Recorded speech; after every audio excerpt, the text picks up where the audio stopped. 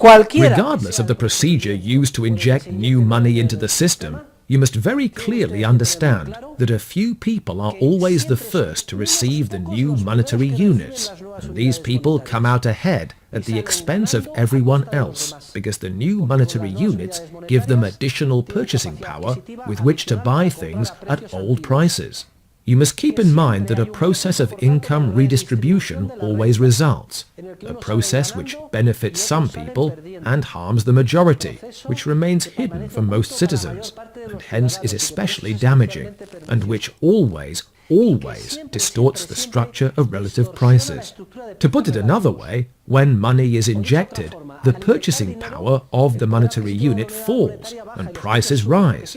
What I am saying is that prices do not rise proportionally and in unison. Instead, some rise much more than others, and this distorts the entire structure of relative prices and all allocation of real resources. Inflation, understood as an injection of new money into the system, is very popular, precisely because a few people invariably end up benefiting at the expense of the rest, who end up suffering. Therefore, those who stand to gain have an intense interest in seeing that money injected. If increasing the quantity of money were really so good for the economy, the answer would be quite simple. Do you know what the authorities should do? Issue a great decree stating, "Ladies and gentlemen, as of tomorrow, everyone's bank balance will be doubled. And as for the money we have in our pockets," they could then declare, "everyone is instructed to go to the Bank of Spain to receive as much again." Why do they not do it that way? Why do they not double everyone's cash balance? Because that would have practically no effect. We would still have the same shoes, the same suits, the same food, the same wealth. The only effect would be that the purchasing power of the monetary unit would fall by practically half, and prices would rise. We would be just as rich or just as poor as we are now. According to Hume, if every person in Great Britain awoke one morning to find his or her cash balance had doubled during the night, nothing would happen. The interest rate would not even change. The purchasing power of the monetary unit would simply drop by approximately half. Friedman followed the same reasoning when he spoke of what people referred to as a helicopter drop. He asked people to imagine a helicopter distributing money equally to all citizens. No, make no mistake. Do you think that would be a blessing? Nothing would happen. Practically the only impact would be that the purchasing power of the monetary unit would be reduced to a fraction, and proof that a helicopter drop would have almost no real effect lies in the fact that politicians do not do it. So why does everyone cry out for increases in the quantity of money? Because money is injected in a radically different way.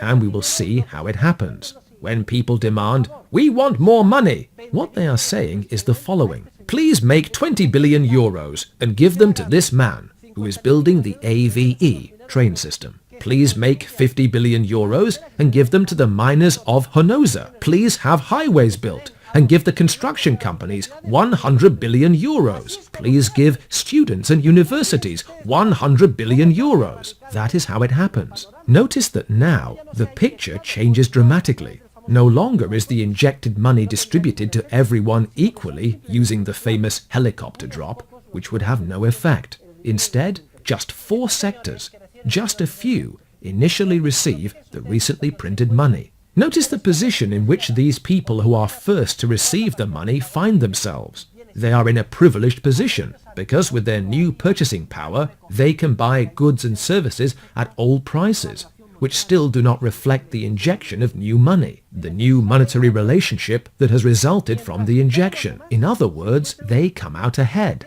unlike all others, who, though their cash balances have not changed, will be seeing the purchasing power of their monetary units gradually drop lower and lower. So these 4 get rich, and everyone else becomes poorer and poorer without realizing it. There is a process of real income or real wealth distribution, to the detriment of the vast, silent majority of society, and in favor of those who receive the monetary units first. That is why these few are so loud. They have a very strong, very intense interest in obtaining the subsidy or the loan, for instance, at the expense of everyone else. And they always disguise it as being the best for the common good, etc. So, you are the builder, and of course you must hire workers and a construction company. and buy iron. Therefore, in a second stage, you take half the bundle of bills and hire this man, this man, this man, and this man. You are almost as fortunate as he is, because you also receive new money,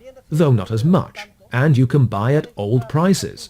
Nevertheless, prices are not quite as low as when he received the money. They have gone up a little, because there has been more demand, and you are in the same situation, and you as well. So gradually the following effect appears. Real factors of production are drawn to the buildings of the AVE, to the building of highways, to mining, and to the building of universities that no one wants, or that are empty, or that students do not attend, or that have twice as many resources as they need. So inevitably there is a redistribution of income, with winners and losers, a poor allocation of resources, and a change in relative prices. The prices of the goods closest to those specific sectors which first receive the money increase more rapidly than prices of other goods. Now, little by little, stage after stage, as time passes, the money spreads out, and you continue. You pay the others, and you pay the others, and so on.